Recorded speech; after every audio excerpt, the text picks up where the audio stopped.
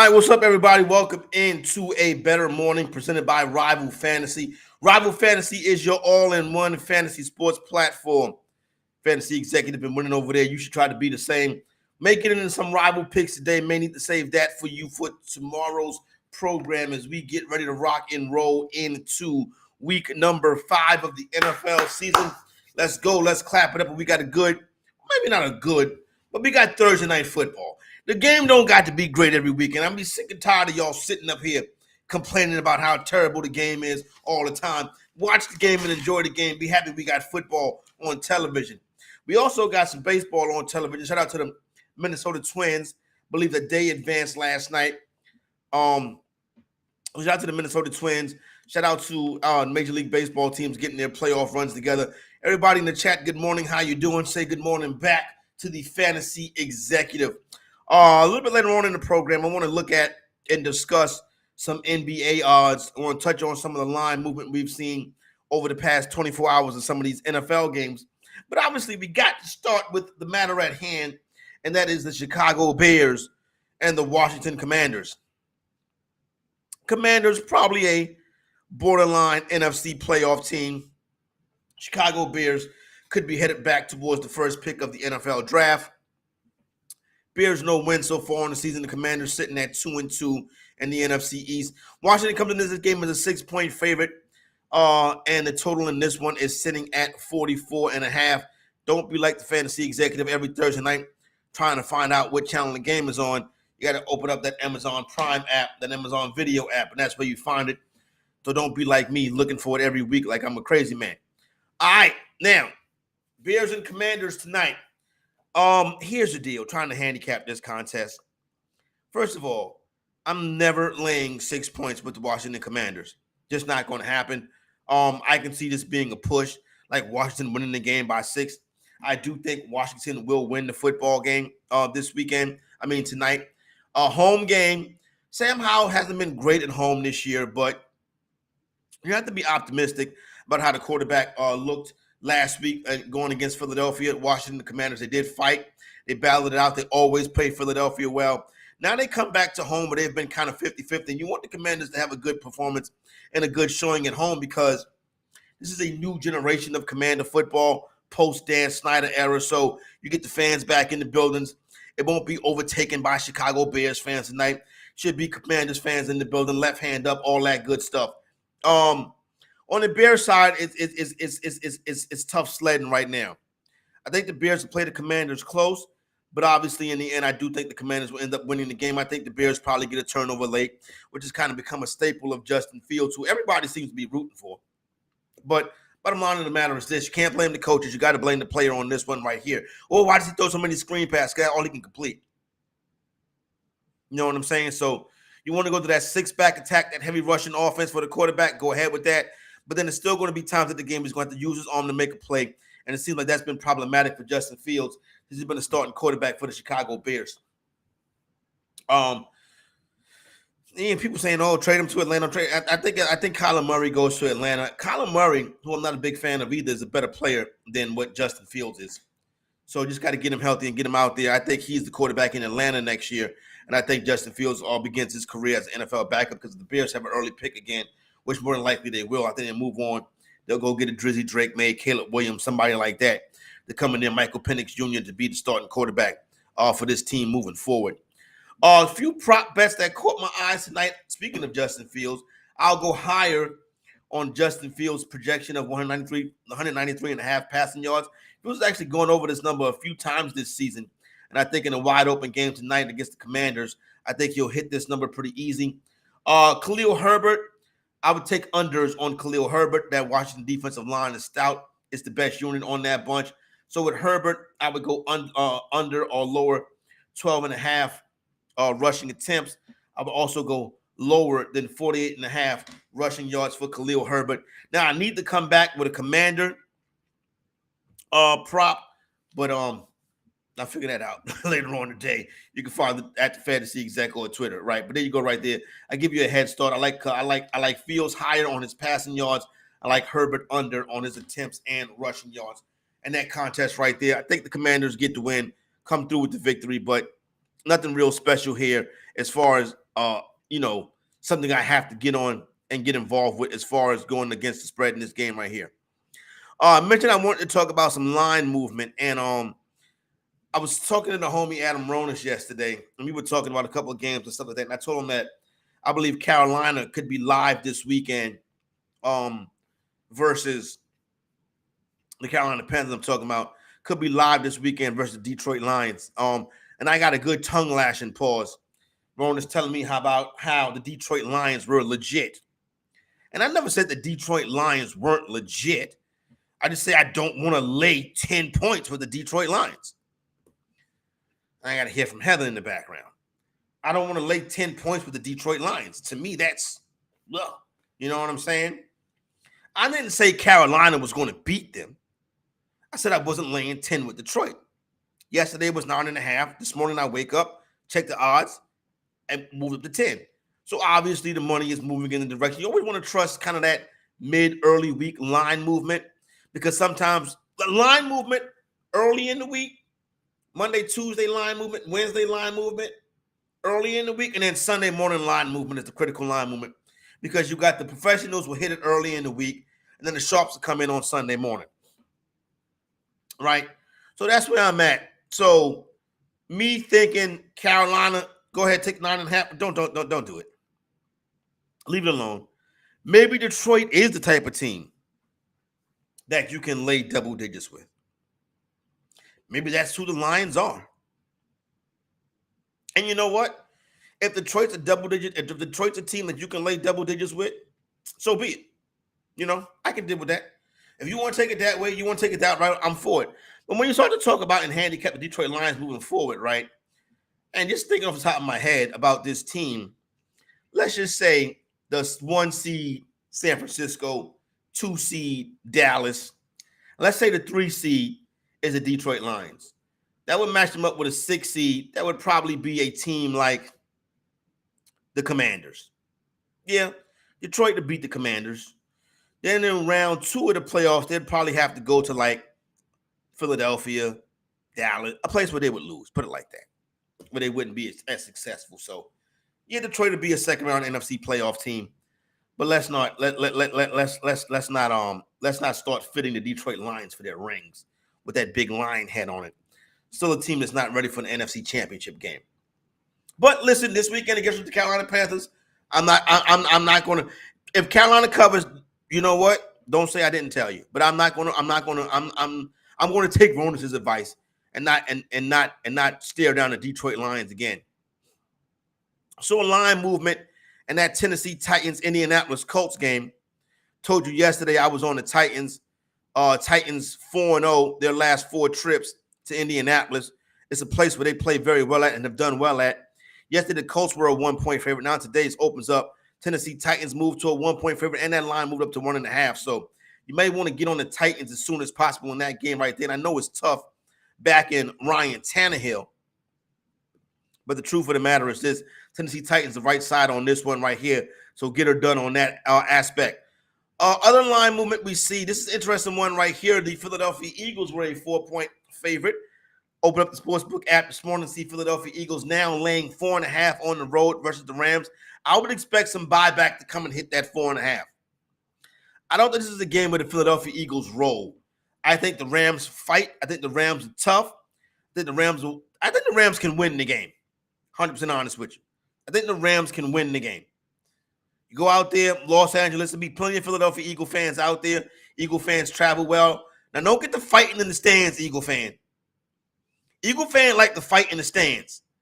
Y'all go to L.A., y'all get your butt cut. Them L.A. fans is just like you. They like to fight in the stands, too.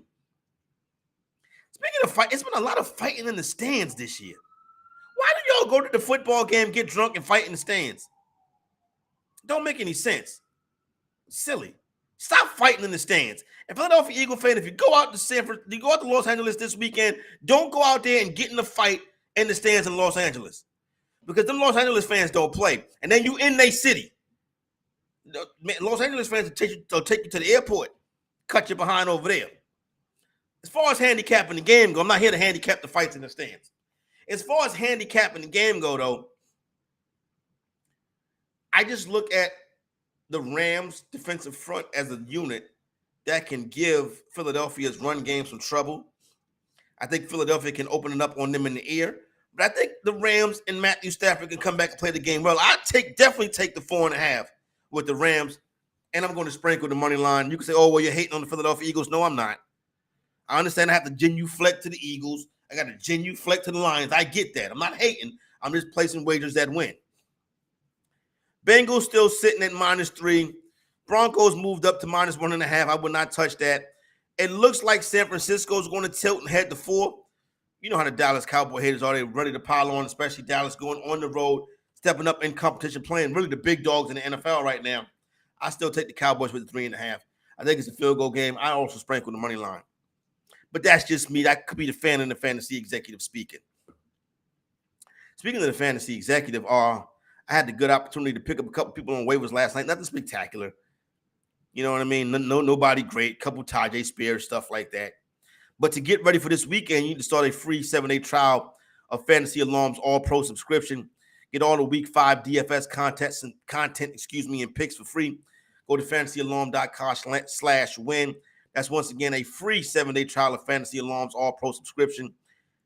Get the Week 5 DFS content and the DFS Week 5 picks absolutely free. You start the 7-day free trial.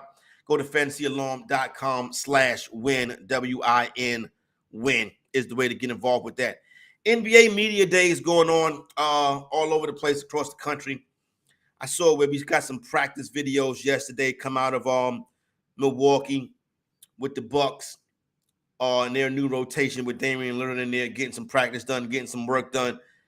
Dame Lillard, Dame Dollar getting it done with the Milwaukee Bucks. Also saw this morning where Damian Lillard filed for divorce. That's unfortunate, you know what I'm saying? They have 3 beautiful children, so I hope that works out for them. But it happens to everybody. Well, not to everybody, but it happens, you know what I'm saying? Matters of the heart can be like this sometime. But that's not what we're here to talk about. Also saw yesterday where Memphis Grizzlies were at practice. As you know, Ja Morant is serving a 25-game suspension to start the season. Ja is allowed to practice and be with the team. So that's a good one right there. So saw Ja yesterday out there practicing with his teammates. Also saw an interview with Derrick Rose, where Rose was talking about how Ja and T basically called him up and was like, yo, listen, come to Memphis. And Derrick Rose was like, okay, I'll come to Memphis, but I'm not coming there to babysit you. I'm not coming there to tell you what to do. Not coming there to kiss your butt, right? So that's what Derrick Rose was telling Ja Morant. But he said, I am coming here to push you. I am coming here to make you better. Now, with that being said, then that's a good thing. I think Ja can use someone like that. Remember when Ja first got in the league? What's my man? Crowder. Jay Crowder was his guardian, his big brother. Seems like even though he's an NBA superstar now, he still needs that guy on the roster. So Derrick Rose will take over that spot right there. But really, you got to get it done yourself. You're a big boy now, big-time NBA star. But that 25-game suspension will be over before you know it. And I expect Ja to come back and have a great season. I think the Memphis Grizzlies are a contender in the Western Conference this year. But I do want to talk about the betting and odds for the NBA MVP award, the NBA's most prestigious award. The last 3 years has been won twice by Nikola Jokic, once by Joel Embiid. Now, what's so interesting about this year right here is when you come back and you look at the odds, Nikola Jokic has the shortest odds, followed by Luka Doncic. And let's start with Luka Doncic. Like, Luka is supposed to be the guy to, win this award. Luka should have won this award already. He, at times, can take over and dominate and be the best player in the NBA. Now, the thing is, the Dallas Mavericks only have Luka and Kyrie Irving. Everybody else is a role player. They take the stars and scrubs approach. Luka can give you Luka can do it all, right? If the Dallas Mavericks win 50 games this year, Luka Doncic should be the MVP. There's no way you can go into the season without having a Luka Doncic MVP ticket because he profiles as the best player in the league when he is on his game. Jokic doesn't profile as the best player of the league. He is the best player of the league. Now, I would expect post-championship, his regular season minutes could dip a little bit. that team will be great or very good yet again. With that team right there, you got to understand the health of Michael Porter Jr. and Jamal Murray is key. What we've always said about the Nuggets is if the three pieces with Jokic, MPJ, and Murray can all be healthy for a season, they can win it. They were healthy for a season, and they won it. Jokic, one of the better players in the league, obviously, and going to be an MVP conversation. But this short number right here, I'm not betting into that. Giannis at plus 550. Here's the deal. If the Bucks are as good as they say they can be, I can see Lillard stealing MVP consideration from Giannis. Giannis still a man on that team, but at that number right there, I'm not buying into Giannis. Joel Embiid at plus 650 is interesting, right? Because Nick Nurse is not like what was the Philadelphia coach when the process coach? Nick Nurse is not one of those guys. Nick Nurse is not Doc Rivers. Nick Nurse is not okay. Nick Nurse says that he expects Joel Embiid to play 70 games this year. If Joel Embiid plays 70 games this year, Joel Embiid is going to run away with the MVP award. At plus 650, I'd buy in right now. It could dip throughout the course of the season, but if Joel Embiid plays 70 games, like Nick Nurse says what he plans to do, Embiid will be the MVP, and Embiid will be in good shape going into the postseason. Embiid's next step after injuries, after load management, gets his MVP. His next step is to take the 76ers on a deep run. But he's got to be in good physical condition to do so. Embiid has to get and stay physically fit. I know it's knee ailments and stuff like that that goes along with Embiid, but the ability to run up and down the court for the entire season is a problem for Joel Embiid. It's the next step in his development. At plus 650, I'm buying in, though. Jason Tatum, plus 800. I feel like Tatum and Brown take from each other. I don't know how good this Boston team is going to be, but at 8-1 odds, I think I would try to have a little bit of Jason Tatum in my portfolio. Kevin Durant, 14-1. Kevin Durant is not going to win the MVP. Kevin Durant does not play enough games to be an MVP candidate. It won't be the case this year. Steph Curry at 15-1. Steph Curry is an MVP candidate every year. With him, is he going to play enough games, and will it matter? Will the minutes matter? Obviously, the Golden State Warriors don't care. Golden State's not trying to be the one seed in the West. Golden State wants to miss the play-in tournament and start their postseason run from there. It doesn't matter MVPs. They've got plenty already in championships. Here's an interesting one. Shai Gilgeous-Alexander at 16-1. If the Oklahoma City Thunder can work themselves into a top 3 or 4 team in the Western Conference, Gilgeous-Alexander will be a legit MVP candidate at 16-1. I would sprinkle that, and I would keep an eye on that all year because SGA is the real deal. He's a guy that can be an MVP type player. Anthony Edwards at 30-1 is also very interesting, but that Minnesota Timberwolves team is going to have to play better this year for Ant to take that next step. I'm not sure Minnesota is well coached. Could be some changes in that franchise, but Anthony Edwards is the top player in this league and definitely the top player on the Minnesota Timberwolves. That offense should run through should run through Ant and not through Cat. And then a couple of long shots I would look at. Domantas Sabonis at 40-1 is interesting. I also would look at Zion Williamson. And I understand you're like snickering and laughing and Zion, whatever. The truth of the matter is when the son is on the court and healthy and playing, he's a top 5 player in this league. The explosion, the way he can dominate, score underneath the basket, grab rebounds, take over a game defensively. He can that all is still there. That's still in his bag when he's healthy. The problem is he's got to be healthy and he's got to kind of get some of his personal affairs in order. But so do all of us. Fantasy executive got personal affairs I need to get in order. But it's not like talked about on television. Like you don't see my text messages that Zion was getting from Shorty. I get those. You just don't see them. You know what I'm saying? Because I'm not as famous as Zion Williamson. So you probably need to get your affairs in order too. So don't hold judgment on Zion Williamson. But what you can do, though, is sign up once again for a free 7-day trial of Fantasy Alarm's All-Pro subscription. Get all the Week 5 DFS content and picks for free. Go to fantasyalarm.com/win. It's time to start setting your lineups for the upcoming week. You know what I'm saying? And Fantasy Alarm will help you get that done. Now, divisional round matchups. Astros and Twins. Astros $1.60 favorite. Orioles and Rangers -110 both ways. Braves and Phillies. Braves $1.65 favorite. Dodgers and Diamondbacks. Dodgers -200 favorite in that one right there. Major League Baseball playoffs rocking and rolling.